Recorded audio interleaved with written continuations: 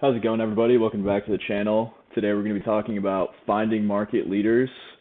Specifically, this is going to be a reference to Chapter 9 of Mark Minervini's book, How to Trade Like a Stock Market Wizard, and the title of the chapter is Follow the Leaders, and what we're going to be talking about is Mark's reference to Superperformance stocks. So a brief introduction. As many as you know, not all stocks are created equal. As much as you would like, not every stock is going to provide the returns that have the potential to make you rich in a short amount of time. So to get rich trading stocks, you need to identify the stocks displaying the greatest amount of strength. Coca-Cola is a great example of a household name that most people across the globe know. You know, it has that brand power and it induces a kind of nostalgia for billions of people across the globe. That being said, Coca-Cola has close to 0% chance of producing extraordinary returns over a 12 to 18 month window. Coca-Cola is way too large and way too old of a company to be the top performing stock in the market. What you need to dominate as a trader are the top performing stocks. Mark Minervini refers to these as superperformance stocks. These stocks are the leaders in strong earnings, increasing revenues, innovative products and services, and/or industry-wide tailwinds. Training your eyes to find superperformance stocks will take time, but after watching this video, you will know where to look. So what is superperformance? Superperformers, also called market leaders, are stocks that drastically outperform the S&P 500. What that kind of means is if the S&P 500 is up 10% over a month, you know, our superperformance stock may be up 50% over a month. If the S&P is up 30% over a year, our super-performing stock may be up over 200% on the year. And it also goes on the downside too. So if the S&P is down 50% year to date, you know, our super performer may actually be up 5% year to date. They kind of walk to their own beat. They do their own thing. So super-performance stocks walk to the beat of their own drum. They don't wait around for other stocks to advance. They are the stocks that lead the charge. And then lastly, superperformance stocks are probably companies you've never heard of before. Small market cap companies require much less money to move them higher. Let's say that our stock in question has a $500 million market cap. If you add $500 million to that company's market cap, the price is going to double. If the company that you're analyzing has a $10 billion market cap and you add $500 million to that market cap, the price increase is only 5%. So you can see where the smaller market cap the company has, the easier it is for that company to go up in a drastic price increase. Now we're going to talk about how to find superperformance stocks. So corrections and bear markets make it extremely easy to find your potential superperformers. So superperformers start making higher lows well before the market has even bottomed. While making these higher lows, superperformers create consolidation bases as buyers and sellers battle for control. These bases may see price pull back up the highs, but price will stay above key levels. Superperformers must also be a leading stock within their industry group. Next up, as you've heard before, you always want to ignore the media. Ignoring the media is always sound advice, but it is paramount during times of a market decline. Headlines will be bleak, and pundits will warn of lost decades and try drawing parallels to 1929 and 2008. Fear-mongering will be rampant. Those spewing the most fear will be the same people who told you to go all in on stocks a month before the market declined. Don't let the media scare you out of taking trades. When you see a trade setting up, you need to execute. As Warren Buffett says, be greedy when others are fearful. Here's a phrase that bears repeating. You want to own the best performing stocks in the best performing sectors. As you can see in this chart, last year's top sector rarely repeats as this year's top sector. Stay consistent in your market research. The market is always evolving, so you must stay in tune with the current market leaders. So taking a look at this, year to date so far, energy is our leading sector in 2022. That also was the leading sector in 2021, and then tech led in 19 and 20. But if you go back to all these other years to 2007, you see that no industry group was able to kind of repeat as being the top sector. So that's where you really need to focus in on what stocks are leading the market higher and making sure that you're staying within those certain sectors. It's all right to, be in these top 1, 2, or 3 leading sectors. Like if you were in real estate in 2021, you saw some great returns. If you were in consumer discretionaries in 2020, you saw some great returns. If you were in materials in 2009, you saw some great returns. So just making sure that you're in those top industry groups and trading the top stocks in that industry group is how you're really going to find those super performance stocks. This is a good template to kind of use, just kind of summarizing everything that I just said. So you want stocks to be showing relative strength compared to the S&P 500. What that looks like, it's probably making higher lows when the market is making lower lows, or maybe the market's just going sideways. If your stock is, trending higher while the market is either trending sideways or trending lower, then that is a good sign of a super performance stock. Next up is you want the stock to be within 20% of their 52-week highs.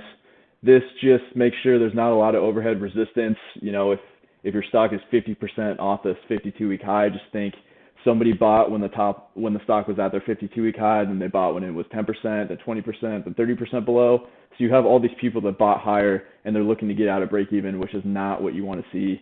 You want to see, stocks that once they get to these key levels, they're able to just break out and they have no overhead resistance because everybody is in the money. Everyone that bought previously is holding on to their stock because they don't have to worry about, getting back to break even. Everybody is winning.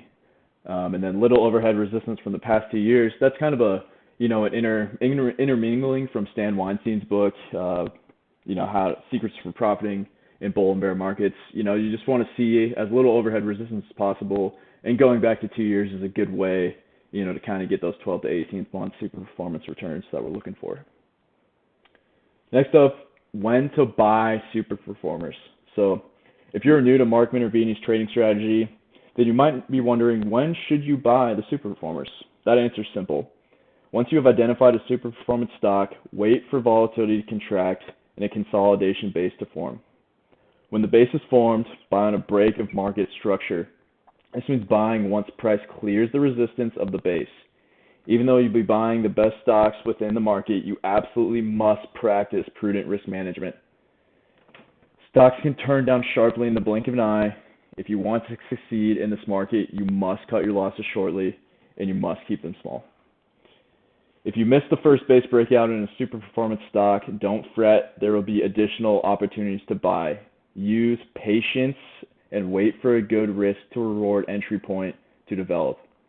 These additional bases will typically form during the first 4 to 8 weeks of the new bull market. After the market digests its initial gains, super performance stocks should lead the market while making their next leg up. While it may kill your ego to watch these stocks move higher from the sidelines, you must stay disciplined to your trading strategies entry points. When excess demand is released in the market, a lockout rally may ensue. This is when stocks blast off from their lows without first forming viable bases. Stocks can't go up forever, so trust that additional bases will develop. So here's a good example of a lockout rally. This is just the S&P 500 from the COVID lows back in March of 2020. You really didn't see a buyable base until we got into this, June to July area of 2020. So for 4 months straight, the market just went straight up, and you were just sitting on the sidelines while it made this huge gain. But this is where your discipline needs to come in. Once this base started to form in the middle of summer 2020, you still saw this huge price move. So if you missed buying down here, you were still able to get another entry before we saw more extended consolidation. Last up for when to buy super performers. So,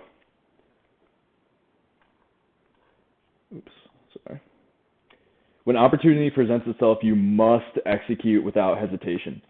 Don't wait for your favorite stocks to break out to enter the market. Buy the first stocks to break out.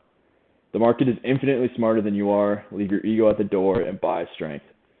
Your biggest money will be made when you buy stocks during the 12 to 18th months following a correction or bear market bottom.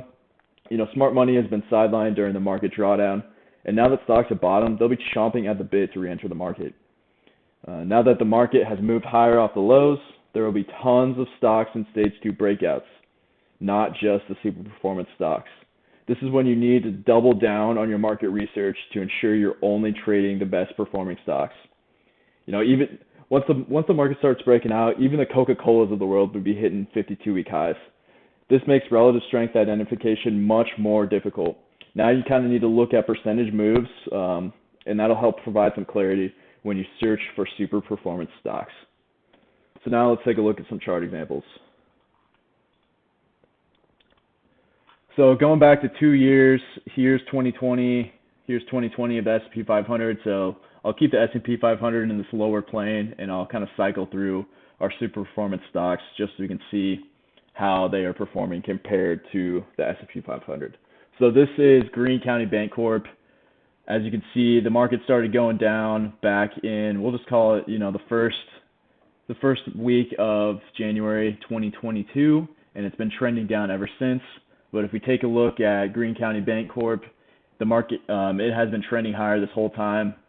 Just doing a quick scan, you can see that Greene County Bancorp is out to new 52-week highs, even as the market is kind of forming this double bottom in here.